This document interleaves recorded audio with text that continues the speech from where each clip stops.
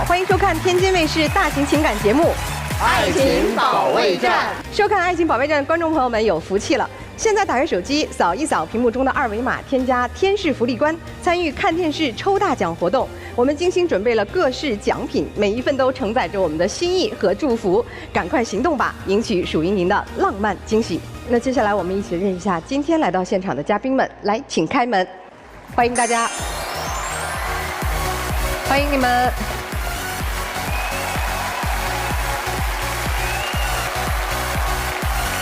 首先要疗愈的是本期第一对情感嘉宾苏先生，32岁，来自广东；公司职员顾女士，34岁，来自湖北，人力资源主管。他们究竟遇到了怎样的情感困惑？你们的感情中遇到的最大阻碍是什么？我们领证当天，他的家人在民政局堵着我们，不让我们结婚。你们的婚姻为什么得不到他家人的祝福？他父母嫌我岁数大，离婚带2娃，觉得他跟我在一块儿，他吃亏了。我俩的婚礼拖着现在一直都没办。你觉得对方有什么缺点？我跟婆婆之间的矛盾，她在中间完全无作为，对我2个女儿无底线的溺爱，搞得我像个后妈。她要求我对待婆媳之间的矛盾要无条件站在她那边，我觉得她这样太霸道了，而且她平时对我的脾气也特别大，动不动就提离婚。哎呀，看来问题还不少，才结婚没多长时间，光看小片儿我都觉得确实头疼了。这个女方是2婚啊？对，先生是头婚。对，是。哦，那你们怎么结合在一起的？我们2个是通过共同的朋友介绍认识的，当初是他追的我。然后因为我的实际情况就是我是离异带2娃的，然后我比他大几岁，就是他爸妈就觉得我跟他在一块儿，他儿子吃亏了。你主动追的，没跟父母做好工作啊？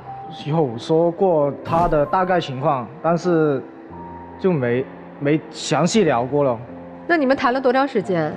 我们谈了有2年多了。我有跟他说，我说要不在我们领证之前见一见家长，吃个饭。然后他说爸妈管得比较窒息，他想逃离那个家。前一段感情就是父母给搞散黄了，他说我俩是奔着领证去了，别到时候也给搞散黄了。他说我觉得我俩应该领了证以后再见父母，如果先见父母怕我俩领不了证，领了证以后生米煮成熟饭了，父母就没办法。所以上个月你们才去偷偷领了证了是吧？是。我们领证当天了是要有那个户口本的。我老公他当时是在考机车，家里是知道的，他就说考机车要一个复印件，把户口本拿去复印。我婆婆就说半个小时要还回来，当时男朋友就是没有还回去，然后我婆婆就给他打电话，他不接。我婆婆他们就猜到可能我们要领证，然后他就跟我家公就在那个民政局门口堵着了。就2点半民政局上班，我俩去的时候就已经在民政局门口堵着了，他堵着就不让我俩领证，就当时发生了特别不愉快的事情，就当时都吵起来了。然后我跟我老公在没有办法的情况下，我老公就从我们当地这个民政局打车去到另外一个区的民政局去领证。这家长不同意，就搞得鸡飞狗跳，是吧？是，他的爸妈就觉得我离婚带2娃，我比他儿子还大2岁，我又是外地人在本地，他就觉得他应该找个本地媳妇，找一个没有结过婚的小2岁的，他就觉得他儿子吃亏了。那你们谈了2年也没有把这一局扳回来吗？就是我其实是个好女人，我也爱你儿子，我们很幸福，2年时间都没有解决这个问题吗？就是他妈妈是属于那种比较强势的，改变不了的。所以你们俩谈恋爱，他的父母是一直不同意的。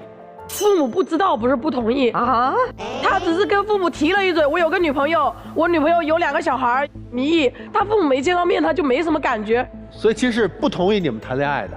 不同意我俩领证，谈恋爱他无所谓。所以啊，你们俩自己的选择就是没有经过父母的同意和支持，私自结了婚嘛？那承担后果呗。父母不高兴，婆婆不高兴，咱慢慢去缓解嘛。所以他就给我下马威嘛，就是比如我跟我老公领证，他是口不服心也不服，所以他就一直拖着不摆酒。我婆婆就说你们买的那个分房，8月份才下来装修要半年，放位要1年，他就是要这个婚礼2年以后才办，他就是拖着不办，就是要隐婚。不是拖着不办，我父母那边就觉得我们结婚就按照当地的习俗来，然后去办这个婚礼，打算想把房子装修好了，再有一个接亲的仪式把他接回来。本来我们两个领证就自己做主了，白酒我们也应该自己做主。我们这个小家庭去邀请父母来参加婚礼，而不是父母来主导。我觉得他妈就是给我下马威，就是不是给你下马威，是我已经背着我父母已经跟你领证了，我应该顺从一下我父母的意思去办这个婚礼。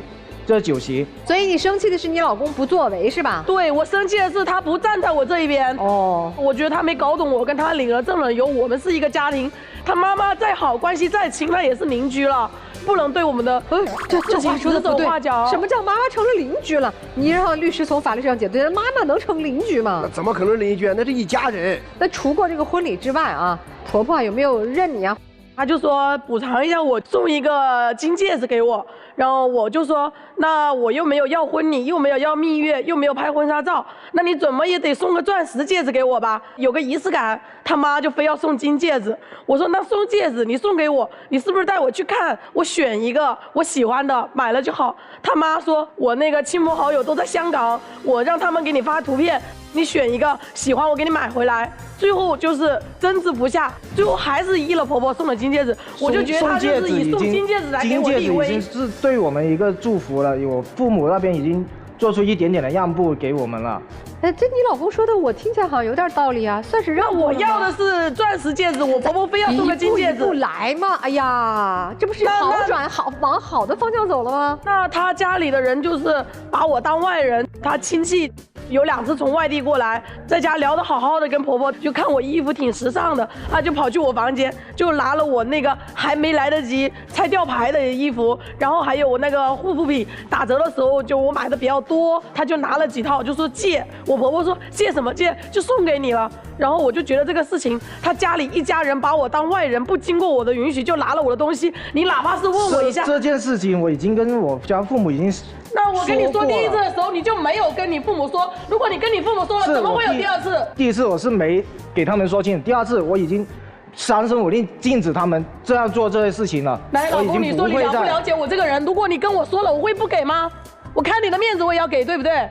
当然他也有带我去再买，我就说我不要你买，我要的是一个你这边家里的一个态度。这房子是谁的？婆婆给的吗？我现在因为我俩关系比较特殊，我是没有住到他家里面，我们有买分房，分房在装修，8月份才下来，现在是住着我婚前买的财产，就我们没有结婚之前我买的房子和我开的车，现在是用我的东西在我家，等于是在你家，然后他家亲戚把你的东西，对，婆婆刚好来看他，然后人家就说来看婆婆，就顺便就来我家了，就这样。这小顾这一口气顶的呀，气得不得了。你看你老婆气的呀，因为我前一段感情，我家人那边已经说过很清楚，不要再碰，因为这事情确实是对我老婆的是一个有点不尊重的。你爱人在结婚之前也是这样咄咄逼人吗？也没有啊。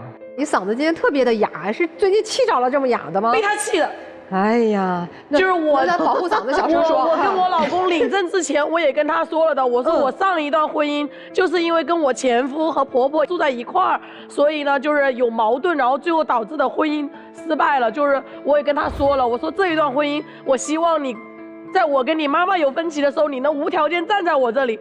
他是怎么做的？因为我是2婚，我老公是独生子，又是头婚，我就是应该给他生个孩子，他也找我要个孩子。我说现在有2个孩子，我的大女儿有12岁，小女儿有10岁了。因为我前一段感情呢，跟我那个前夫要抚养权，等同于是闹得非常不愉快，所以我就说对我2个孩子就特别的亏欠。他就说要孩子，我说等我2个女儿过3、4年，他俩读高中上寄宿学校了，我们再要孩子，不然我的爱会被分走，我女儿也会觉得我不重视他们，不宠他们的。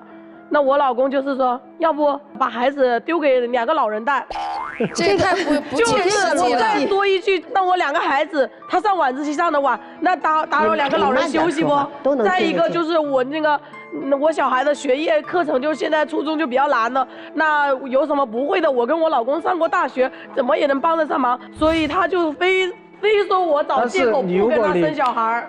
推迟几年生小孩，你年龄已经摆在这里了，你现在34了，再推3、4年的话，你已经38就变成高龄产妇了。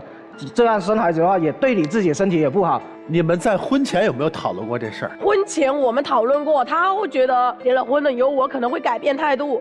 现在我的问题是什么呢？因为我俩关系比较特殊，婆婆现在不认可我，所以呢，现在住在我婚前买的房子里面，开的车也是我婚前的财产。说3遍了，说3遍了。我俩现在是没有共同财产的，才领这2个多月，那他的收入也没我高，他是不是应该多挣点钱，给孩子挣个奶粉钱？现在我工资确实是没有他。你咋不上交？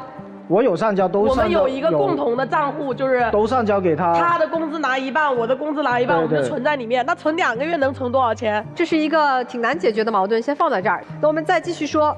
我刚才听小片说，你的2个女儿，她和这孩子相处也有问题是吧？我有2个女儿，我那个大女儿前段时间去逛商场的时候，我们一家4口去的。小孩当时看中一架钢琴，撒个娇找他爸爸要，他就给了。那买了那个钢琴，我说那钢琴都买回来了2万多了，那我们是不是得学钢琴？然后给我那个大女儿就报了小班课，就是1个星期上2节课。然后我有时候工作比较忙的，下班晚了，我老公就带去。好，他带去就出问题了，那小孩就软磨硬泡，撒个娇，他爸爸就给他把钢琴课给退了，他带着小孩就去动物园玩，这个钱就到我账户上了。小孩子他一开始是跟我说想学钢琴，然后去到学了几节课之后，他又不喜欢了。我也是第一次当爸爸，我也不知道怎么相处，我只是想融入他们的生活，跟他们打成一片，然后就顺着他们意。帮他退了。可是你做了一个不好的榜样。我小女儿就比较活泼好动，她就是上课都静不下心的那种，老师都打电话投诉的。我说我给她学个毛笔字，让她静下心来，练练字，培养点耐心。她就看姐姐这样，她就找她爸爸。也是我加班没回来，他就把孩子带去上课。他小女儿那边他也是把那个课程也给退了。他真的静不下心去写那个毛笔字，写一会儿就闹腾。我就想着钢笔字已经写得很好了，我还不如在他的钢笔字的基础上，我再帮他报一些兴趣班，帮他练一下，再加强一下他的钢笔字。我就觉得他太没有原则，太没有底线的去宠爱我的孩子。哎呀，真是家家有本难念经。别人家是觉得再婚家庭不够宠爱原来的孩子，你们家是惯得太厉害哈。他太惯了，就比如我那个前段时间我那个小女儿的那个牙齿啊，就是蛀牙的特别厉害，我花了几万块钱去医院给她整好了。医生再三强调你不要吃糖，不要吃甜食，巧克力、冰淇淋都不要吃。偶尔他偷偷找他爸要，我都当没看到。有一次我去那个外面出差，几天才回来，他倒好，直接带着小孩，叫那个小孩一帮朋友来家里面开了一个派对，就是糖果、冰淇淋、巧克力甜食大会。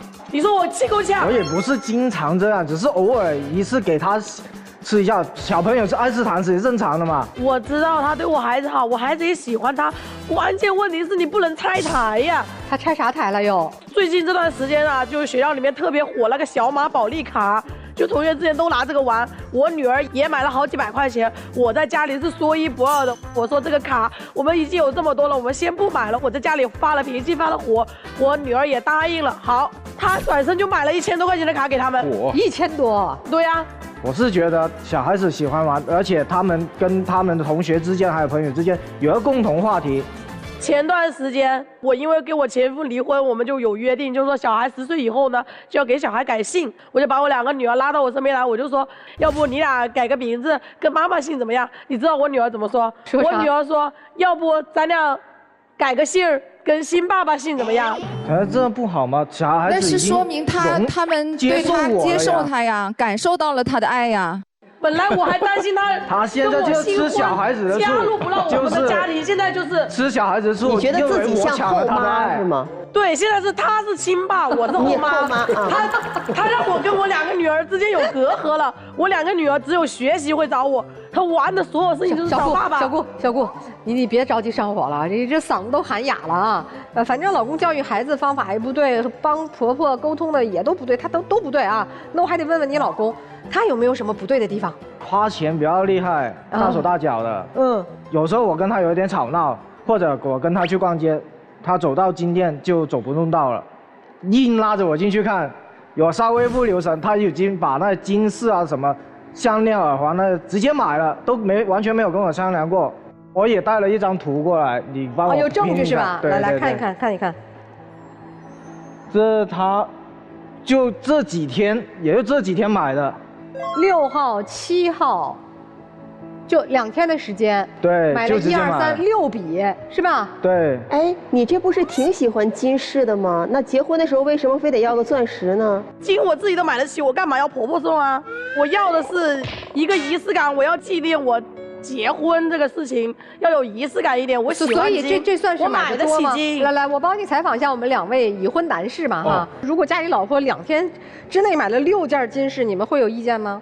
我觉得应该双方还得商量一下。老师，你问的不对，你应该问，在有经济的情况下，是女方我的经济大于他的，他娶我，你说他是赚了还是亏了？我存1万，他存5000，房子住我的，车开我的，你没钱都是你的错。不过女士，说实话，我自我感受啊，购物的次数还是有点频繁。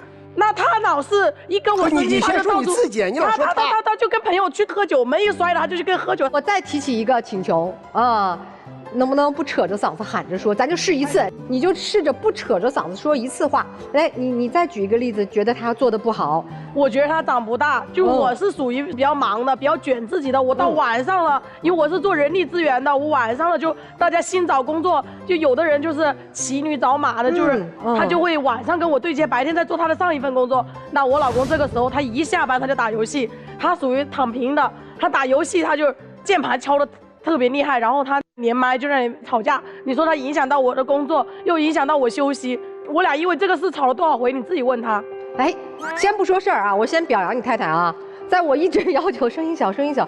你看这件事儿你说的特别清楚，我们听明白了他有问题，而不是听到了你那个愤怒满满的情绪。之前你的沟通，我们你问一下他，我也是一个我很温柔的人，是被他逼成这样的，事情太多了。就这一会儿，我们都讲了多少事儿了。他脾气就比较火爆，经常跟我吵闹的时候，也总会提出离婚这个字眼出来。才结婚2个月就提离婚这个字儿。对，有时候普通吵闹也会有说出这样的事情。哎，老公，你说说这个打游戏，一而再再而三，我跟你说多少回，你改了吗？小顾，说事儿啊，不用情绪说哈。那打游戏，那老婆的工作这个情况比较特殊，晚上都在卷自己，我都这么努力了，你不应该不说帮我，你至少不拆台吧？好，你们家的情况我们听得很清楚了，问题也很明显了哈，相信老师都有自己的判断了啊。咱们先听听这一对啊，你们着急都举手要说话了，来，请说。姐姐，我觉得您是身在福中不知福，因为你们俩是2婚嘛，他是想用更多的爱去弥补到这2个孩子，他可能做的方式不对，但是他的心是好的。姐姐，您今年是多少岁？30几？34了。对，你看你34岁，您丈夫虽然说比您少2岁，但是人家是一个未婚，你有2个孩子，如果是我的话，我是接受不了。2个孩子，人家能选择接受，这已经超越了80%的男生。能接受已经很不容易，反而对你的孩子很好。你觉得你的孩子在之前的环境下幸福吗？他快乐吗？一点都不快乐。他在这样，他只不过是对孩子多了一点爱，可能说稍微来说有点不太对。那你小时候没有被你爸爸妈妈惯过吗？没有被你的爷爷奶奶说溺爱过、买过个糖吗？都有吧，只不过是不赞同的方面。那你自己工资多，但是你自身的问题少吗？也并不少吧。我从来也没有嫌弃他的条件比我差。而且我之前也不是这样的，你问他我没有结婚之前有多温柔，好，是被逼成这个样子的。对，来听听老师们的建议吧哈。我觉得在刚才你们在台上讲述的这个过程里啊，我觉得我自己本身都出现了一个观点的180度的大转弯。一开始我觉得你和你后来的这2个女儿相处的真好，我觉得你是在很用心的去经营你和这2个女儿的关系。但后来我慢慢听明白了，你的行为当中有一个惯性。你一点都没有看错，他就是个鸵鸟。他不敢面对任何的对抗，不敢面对任何的矛盾。他打不过他爸妈，他也打不过你。现在他和你的女儿之间也不想制造任何的矛盾，他就想一片祥和。你找他其实是真心需要他不给你制造矛盾的那个能力，但是你才是那个矛盾的制造点，你是拧巴的。其实你一直在跟你婆婆说，我就要一个钻戒，你就要给我一个形式。姑娘，我不知道你的初婚办的风光不风光？风光。风光过好了吗？我初婚的时候有5斤了。别问我，我就问你，你过好了吗？没有。那是不是意味着风风光光的嫁出去，就意味着一生安好呢？没有，婚姻还是得靠我们自己经营。好，那你那颗钻戒和办那场婚宴，对于你这一次婚姻的起步而言，是至关重要的那把钥匙吗？没有，你纠结在这一点上干嘛？你刚才扯着脖子那么喊，你看所有的人的反应是什么？是我躲，你别喊了，你千万别喊。你喊的声越大，我们越听不清。所以真正有力量的人说话是稳定，甚至声音是可以平和的。你老公说的每一句话我们都听到了，但是我能感受到你的情绪，因为你疏解不了你的那些东西。你把工作带回家，你把自己的职场和生活分不开，是你能力的问题，不是你敬业的表现。生活和工作是应该有边界的，只有在这种情况之下，你才会知道什么叫生存，什么叫生活。而且我再提醒你一句，亲妈像后妈，总比后爸像后爸要强吧？你知道有这样一个父亲，特别温和，而且很有依赖感、很亲近的父爱，对于你的女儿一生的成长，包括她未来的择偶，都是至关重要的。你在这个时候说那是我闺女，你凭什么抢走？你在干嘛呀？你好不容易找了一个全心全意去爱你孩子的人，结果你会说这是我孩子，你离我孩子远点儿。我觉得你是分不清主次，你只是太想控制你的生活，你抓得越紧，越不是你的。我帮你捋一捋吧。第一，婆媳关系；第二，孩子的生育问题；第三个，孩子的教育问题；第四个，你们之间的沟通和理解问题。基本上这4个问题。对，先说男士，你放到后面。男士的特点是先斩后奏，咱们先把这个证领了，回头我们再补办这个酒席，再举行仪式。第二个，哎呀，不管是钢琴班还是毛笔班，哎，我先把它辞退了再说，回来再和你沟通。男士也不是十全十美，就是你这2点，女士觉得你不尊重她，这是我谈第一点。第二点，她很喜欢你的孩子，说明她很善良。你现在嫁给他，你中了大奖了。就凭这一点，你其他的都不用谈了，谈啥谈？那我也是因为这个才选他的呀。是啊，人家对你2个孩子这么好，你能不能对人家婆婆好一点？我跟我婆婆的矛盾不都是我妥协了吗？最后都是你做出来的矛盾，妥协了是为了你的家更好，你到底分不分得清主次啊？所以我建议你，第一，我觉得你嫁给男士你很幸福，你再嫁个男的未必有这么好。我觉得这样，我建议你们俩孩子还得生，生吧，生。男士高兴吗？啊，那行，这基本上目的达到了。第3个呢，我听了一下是这样，其实你们俩之间，表面我看了也吵得很热闹，其实没有太大的分歧，双方没有特别的明显的过错。我相信你有这个能力，否则你在公司也做不了人力资源主管。我就一句话，你把工作中的状态和你老公好好交流就行了。如果我们电视机前的观众朋友呢，也想更多的了解任占民律师，在微信公众号当中呢，搜索北京冠岭律师事务所，就可以找到任律师。如果您有法律困惑，可以向他咨询。这不是2个月当中，这个女士提过好几次离婚这个词儿是吧？离吧，我特别支持。这婚还过得有啥意思呀？你看你把嗓子都喊哑了，这老公这么窝囊没出息，溺爱孩子，离呗。你离了婚，我给你竖大拇指，独立自强的女性。离呀，你离呀，我离我就不来这了。那你把离婚挂在嘴上干嘛？你不是欺负老实人吗？你知道他一心对你好，爱你的孩子，你真的就是欺负他。有这么欺负人的吗？人家娶个老婆回来是娶了个母老虎吗？你还要让你老公怎么着？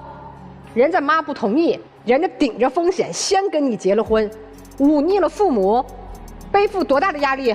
好，生米煮成熟饭。婆婆也先往前走一步了，给你买个戒指，还不满意？你结婚前怎么不这么叫嚣啊？你现在不就吃定他吗？你结婚前要敢这么叫，他不娶你。娶，你问他娶不娶？你活该！我跟你说，你就让他吃死你。我不说那么多了啊，我觉得这个女生其实是独立的，是能够照顾好孩子的一个职场上的优秀女性，或者对于自己的孩子成长付出很多的一个女性，这个是要赞扬的。但是既然选择了再婚，我觉得你至少要学会一点，叫尊重。她就是女儿一撒娇就给她买了个钢琴，她就是女儿一哄爸爸我想要，她就买了个糖。女儿开心不就得了吗？你回头把那糖没收了不就得了吗？你有一点做人的智慧吗？好，我不说你了啊，你自己，你否则我就劝你别跟他过了。他要不敢，你就不跟他过了。他不离。哟，你不也不想离吗？好了，我想你也不来这，别的我也不说了，男生我也不说了，你就让他欺负吧哈，一个愿打一个愿挨。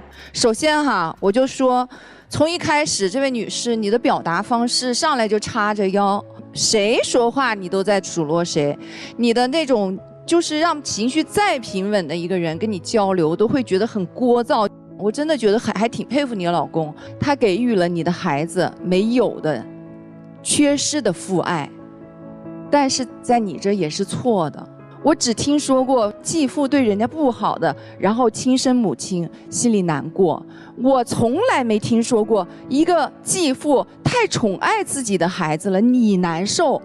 你为什么难受？难道他自己的生父不管他，你不难受？真真实实的赋予爱的人还有错了，是吗？你不是在欺负人，是在干嘛呢？还有一点啊，就是你的占有欲太强了。我和你妈吵起来，你必须要第一时间站在我这儿，因为你跟我才是一家人，而且是无条件。对，无条件的站在，凭什么呀？他俩是血亲啊，凭他是你的老公，那也不能无条件。对，要站在谁对，站在谁的那个上面。这位男士，说一下你吧，你给我的感觉是你是一个没有态度的人。当你的家人吧拿了他的东西，你第一次、第二次你没有表明自己的态度，还有呢。你的妻子反反复复的在强调，他挣的少，住的我的房子挣的比我少，你为什么就不能够有个态度呢？你为什么不能告诉他，你带着2个孩子，我愿意跟你一起承担这个孩子，养育这个孩子，凭什么不给我这个做男人的尊严呢？如果有一天哈，这位女士再说起什么，就是我有多好，就是你不如我，我要跟更好的人，我要离婚，哎，我希望这位男士你成全他。让他远走高飞，飞上高枝啊！就这样，最离不开这个人的是你。如果真说分开的话，受不了的也是你。丈夫也是第一次来这种场合吧？对，也紧张吧？也紧张，但没那么多话吧？或者说不失态。你现在的表现就是生活中的你，是，而你不是。你平时不是这种状态的。好，我们人在紧张、受到压力、压迫感的时候会怎么样？自我保护。对。你会采用一种攻击的方式，各种解释，不听别人的，然后保护自己。你这个场你表现出来，你自己都特别不喜欢自己。对，这就是为什么大家对你有意见。其实不是，我告诉你啊，其实你经历的太多了，因为你经历过一段失败的婚姻，所以你从零开始过，为了孩子，你看到他纵容惯你的孩子，你很开心，但是你一定要做一种什么反应？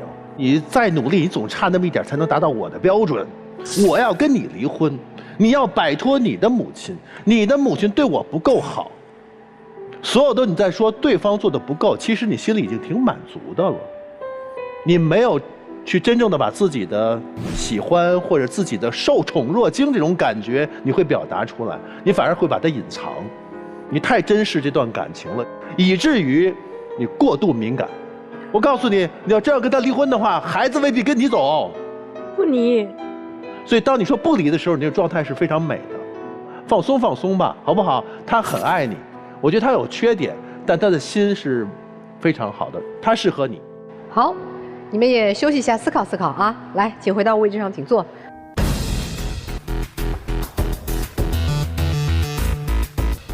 本期第2对情感嘉宾刘先生，24岁，来自天津；互联网运营王女士，22岁，来自山西。活动策划，那么他们又遇到了怎样的情感困惑？你觉得对方是一个什么样的人？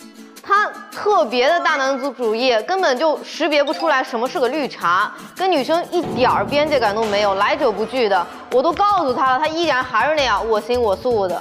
那要这么说的话，他跟他那个发小还有哥哥又是怎么回事呢？他也太双标了吧，从来都不考虑我的想法，以自我为中心，爱小题大做。我还说他大女子主义呢。你对这段感情还有期待吗？有，但是不多。他就跟个爹一样，像个爹系男友，老是管着我这样那样的，就像异性朋友之间的关系。虽然说事儿过去了，但是问题根本没有得到妥善的处理。我现在也不知道该怎么继续下去了。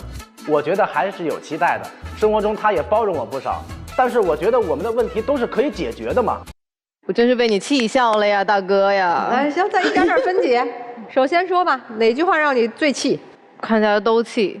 那你刚才这个在小片中第一句话就说，觉得他不能够和异性的边界感划清楚是吧？对，这怎么回事啊？他们2月份的时候，他不是接了一个兼职嘛，去山西呢，结果2男2女，他们一起呢就坐高铁到了一个山西阳泉去表演机器人去。第2天要工作嘛，下午的时候就一起去逛街，一起去吃了个饭。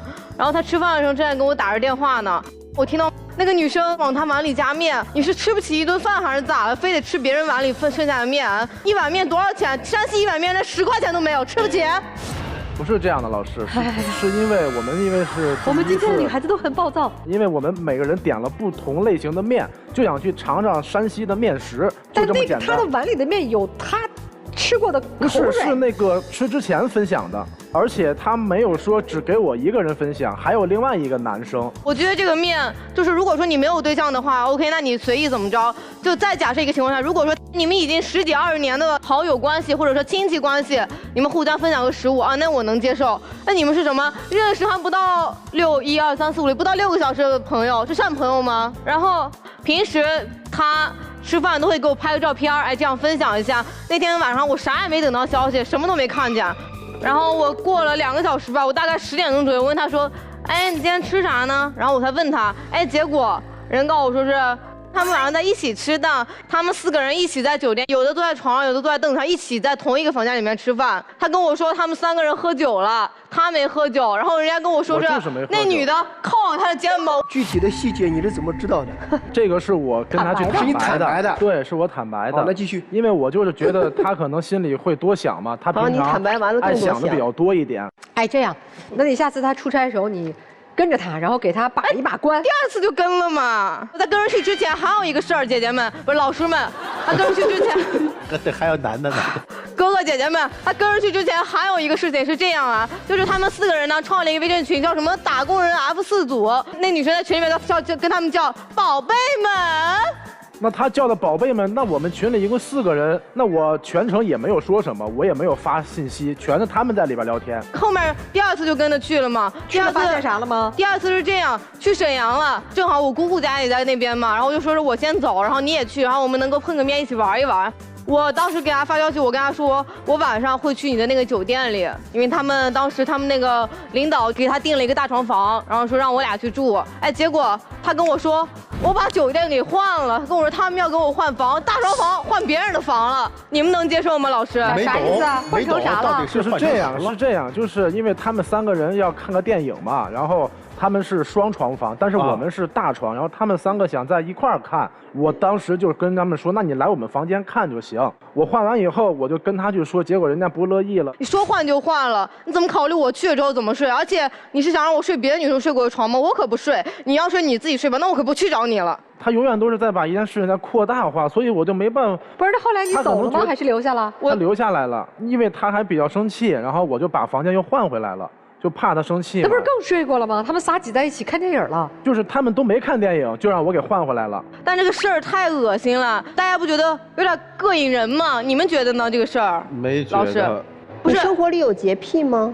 我没有洁癖。你是介意他和这种你认为行为不太有边界感的女生，对，就应该切断关系，对，不是让他和所有的女生切断关系，是这意思吗？对，他居然不顾及你的感受，换了别人睡过的房。你就觉得非常不被重视，有点膈应。我听懂了是吧？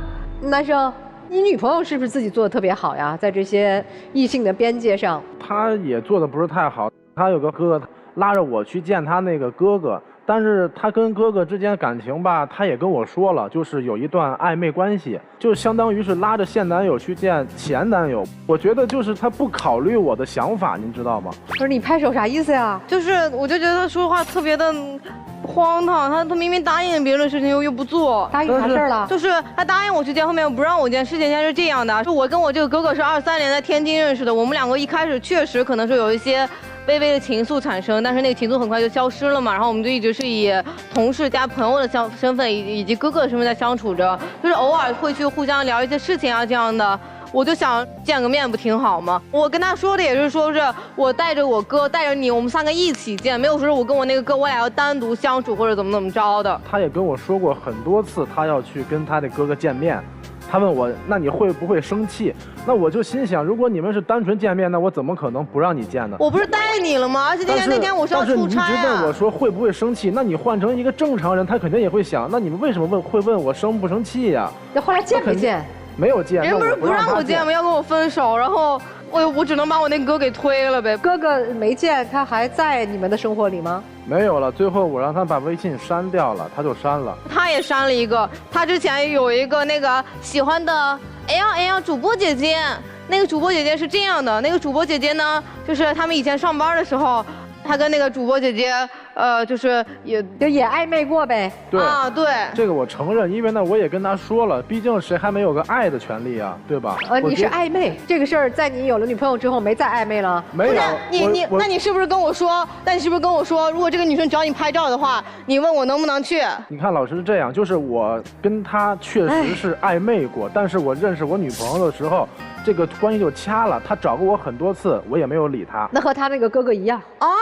我怎么不知道他找过你很多次？难道你是瞒着我了？我有没有让你看微信？我不知道啊，我知道他找过你一次啊，找过你很多次，其他次是怎么回事呢？删了没有？删了。那不是我逼你删了？你跟我说，你不愿意删人。这件事儿半斤八两，你俩差不多，反正都把前面那个暧昧对象都删了是吧？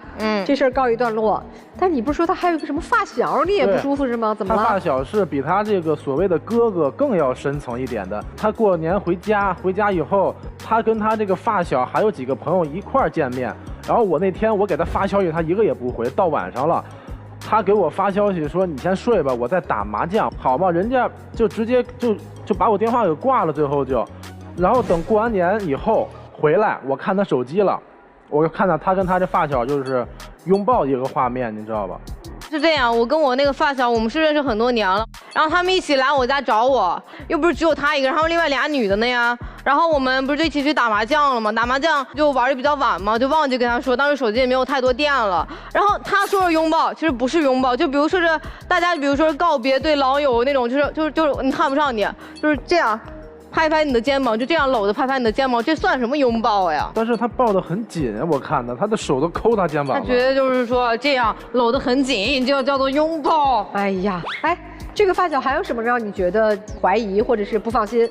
他们也有一个群，他们在群里聊一些就是情侣之间才会聊的话题，他会把我们俩之间的话题分享到群里边，然后那个男孩子说话也是特别的露骨吧？谁让你偷看我手机的？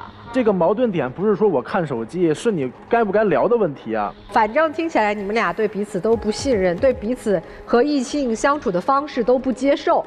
那除了这个异性的问题，还有别的问题吗？你们之间？还有就是有一回嘛，他老姑来了，然后我姨正好也过来，就是都赶到一天了。他老姑去看他，我姨去看我们家。然后我想的是前面我陪，后面我再去陪你老姑，这样都能去陪到。结果人家说嘛，我老姑千里迢迢从沈阳过来了，你就应该全身心的去陪伴我的家人，我的亲戚。那我就反问他，那我姨谁来陪呢？他说：“那你有妈妈，对吗？”但是我觉得我妈陪是我妈陪，我还要对我姨有一定的这个。你妈妈见过他吗？没有，妈都没见过，还陪啥姑呀？到最后呢，我也是全去陪他姑姑了，好嘛？人家最后还说啊，那你早知道这样，你干嘛提前不过来陪我姑呢？我当时我人都麻了，都不可理喻。你们俩谈了多久了？半年，半年多了。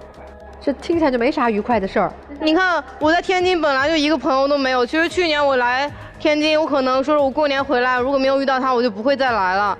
你咋遇到他的呀？我俩是这样，一个社交软件，我是他拍照的模特，去拍照，他说他来接我嘛。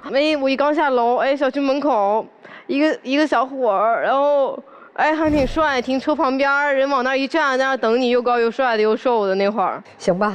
你们这半年的爱情当中，也没听到什么甜蜜美好啊？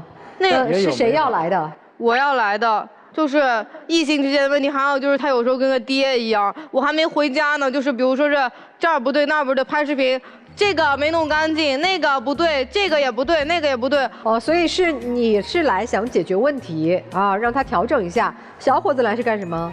我是希望他脾气能稍微的收一下，他别太那么暴躁，处理问题的方式也太简单了。所以你们都没有人是来分手的是吧？他要是跟我唠不下去，那就分手吧。因为从刚在一起半个月，你想想姐姐们，那个老师姐姐们，我再讲一个我们第一次闹分手的事情，我真是越想越气啊。我们第一次闹分手的时候是这样，我当时发高烧，我发了3、4天高烧了，他去我住的地方陪我嘛，我明明已经烧着很厉害了，他第2天要跟我提分手，我俩才在一起半个多月。是这样，就是。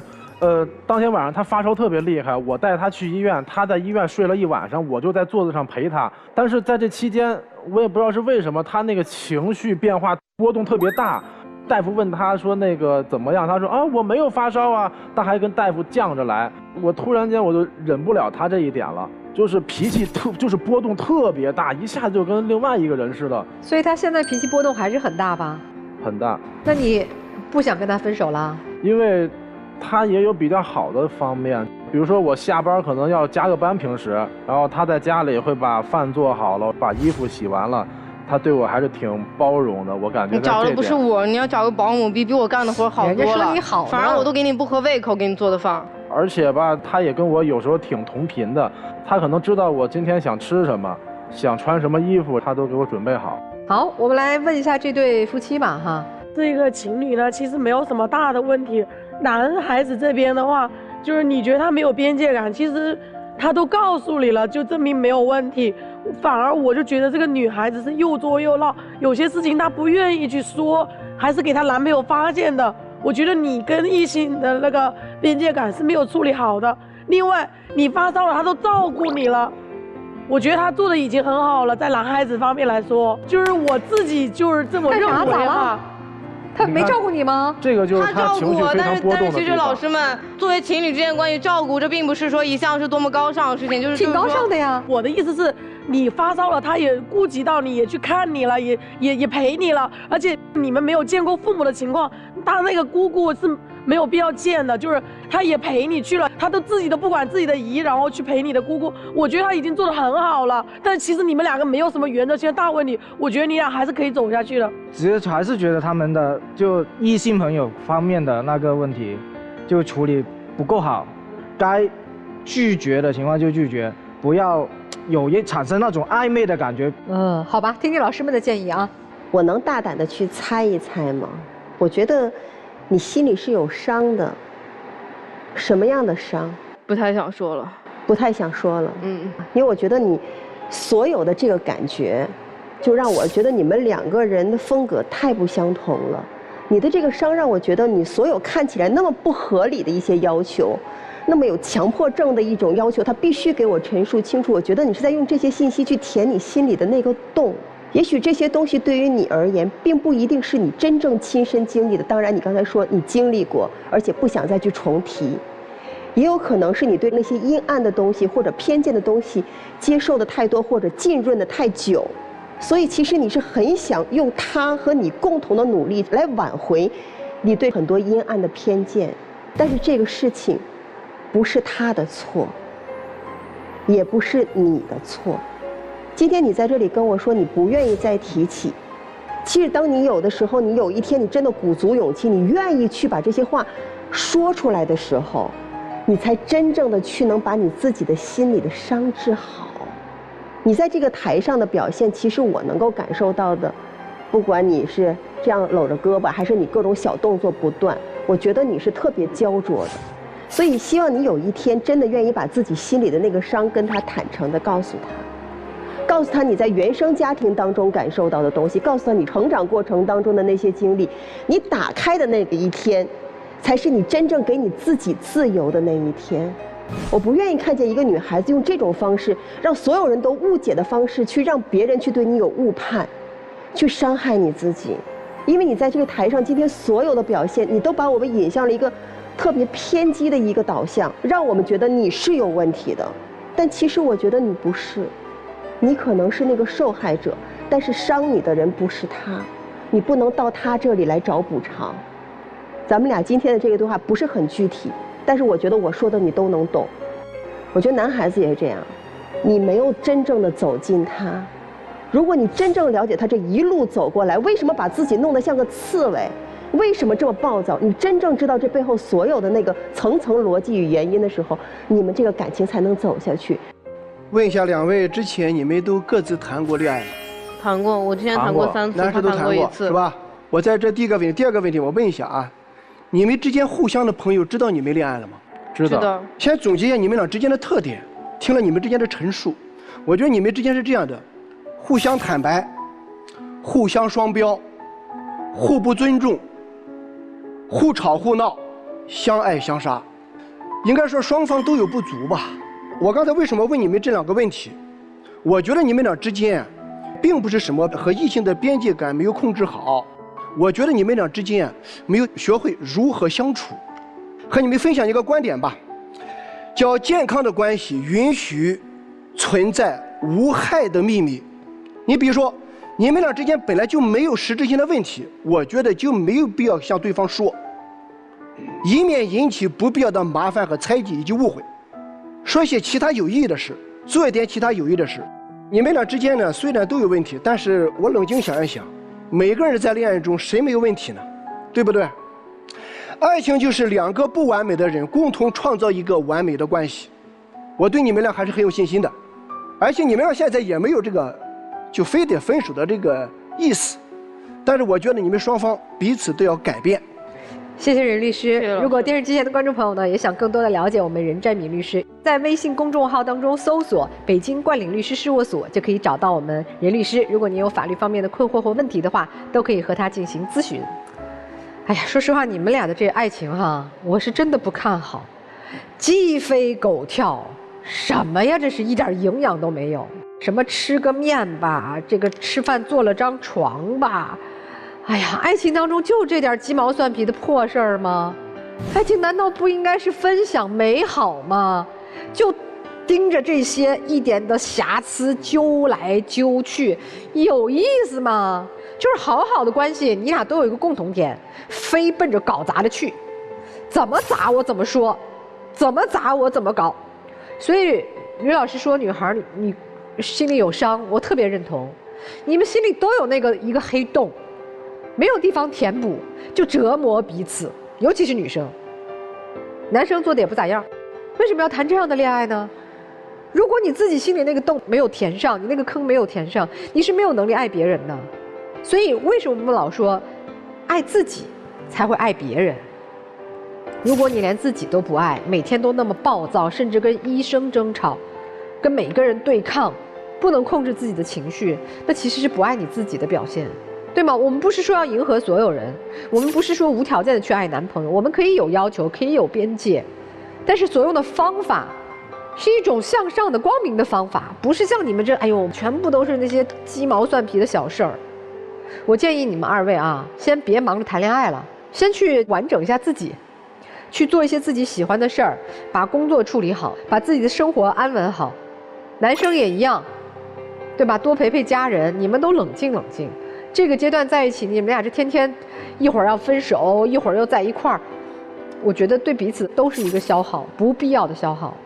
先爱好自己，再去爱别人。我觉得你俩的爱情真的是如同嚼蜡，让我们听众都感觉到没有任何的滋味，就是面呀，然后包括换房子呀，靠在他身上啊，什么什么跟他又这个有暧昧，那个有暧昧的呀，真的，我就觉得你俩都是有心结的人。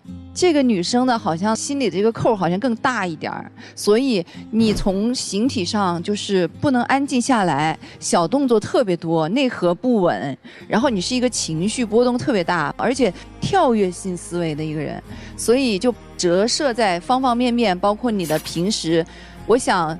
这个男生看到你跟医生吵架也只是一个瞬间，你生活中应该跟很多人都发生过无数次的这种争执和这种情绪不平稳的事情。你们俩真的需要自我完善，只有自我完善变得平静且强大的人才有力量去爱别人，你俩都没有做到。所以我觉得其实你俩首先要把自己的这个心结打开，先去完善自己，再去拥有力量爱对方，这样才能走得更长久一些。因为你俩才在一起刚刚相处半年，走走看吧。你分面条我认割，相互指责谁都别活。所以其实情侣之间的这个信任不是建立在坦白从宽上，而是心中要有秤，眼里要有戒。你没有自信，在这段感情当中处处都是敌人，处处都是暧昧，我要保护好我自己，所以我一定要先质疑你，你一定会先背叛我的。我们为什么说话的时候要加肢体动作？我拍桌子说你错，为什么要拍桌子？是要增强我的力量感，要震慑住你。但是如果你总是在拍桌子，人家就觉得你是在虚张声势。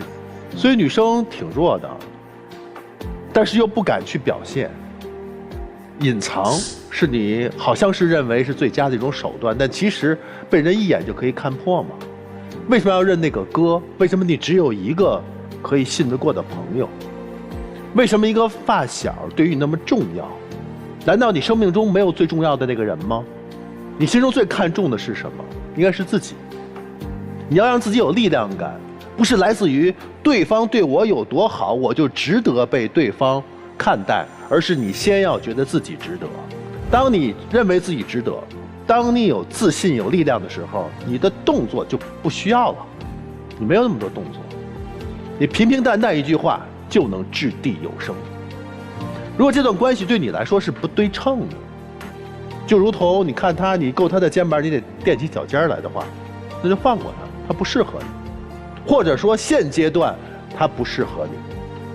男生也一样，男生你觉得他的情绪不稳定，你不知道为什么，莫名其妙，对不对？对，那是因为你没有足够的能量去接住他的一些情绪。如果你能在他身边，你表现得很稳定，且不会让他有不稳定的那些机会，你们俩就会匹配了。你不懂他，你不了解他，他看出一个很弱的一个女孩，但为什么会有如此强势的这强烈的反差感的表现？你有花时间去了解他的过去吗？没有。对啊，你只坦白了你现在的一些不当的行为，说你看我说出来了，这个女孩靠着我就没有问题了，是吗？你恰恰在用你的这种所谓的坦白当成一个盾牌，甚至是武器来撕碎你们之间并不厚的信任。所以说有时候信任不需要去坦白，而需要怎么样？我心中很清白。好，我们也请4位都回到站门之后啊，看看你们听过老师建议之后，最终选择是怎样的。好，先看看我们第一对夫妻的选择啊，3、2、1，请开门。肯定好好说话，给你们点掌声吧啊！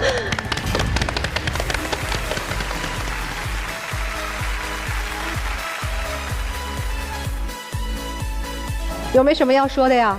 以后看他表现吧。哎呦啊，那你啥表现？我还想看你表现呢。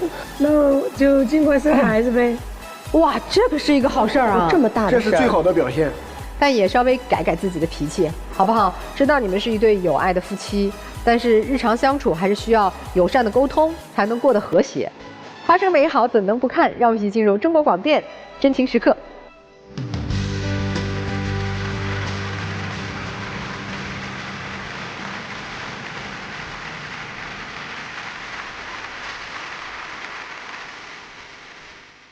拥抱过后，希望你们内心更平静啊，好好生活。希望你们共赢，好吧？祝你们幸福。好，再见，谢谢。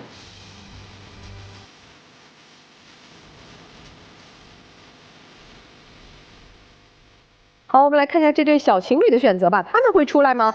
来，请开门。这个有悬念了。会的。哎呦，出来啊！我的天，挨门那么近。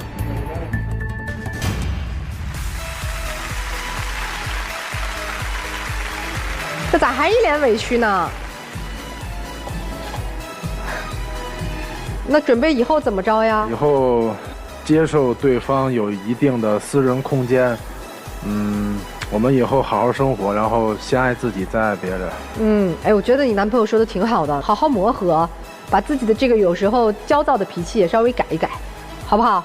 希望你们能走得长，走得久啊。谢谢老师，好吗？谢谢老师。美好发生怎能不看？让我们一起进入中国广电真情时刻。